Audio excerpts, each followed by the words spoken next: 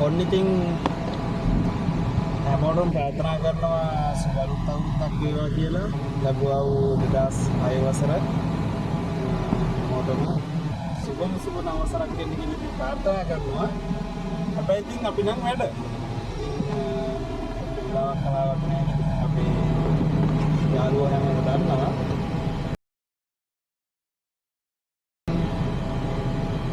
මම ආයෙත් ප්‍රාර්ථනා කරන්නේ ඔයගලන්ට සුබම අවුරුද්දක් වෙන්න කියලා. ඉතින් අවුරුද්ද ලබනකොටම මට හිතුණා ඉතින් ඔයගලන්ට සුබ පතන්න කියලා. අපි ඉතින් ඉස්සරහට හම්බ වෙමු. ලස්සන වීඩියෝ එකක ලස්සන තැන් එක්ක දුක සතුට බෙදා ගන්නත් එක්ක. දැන් නම් ඉන්නේ මම වරායේ.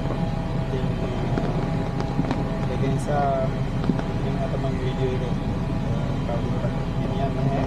අපි ඉතින් ඉස්සරහට හම්බ වෙමු. එහෙනම් හැමෝම පරිස්සමෙන් ඉන්න. හැමෝටම දරුවන් සරණයි.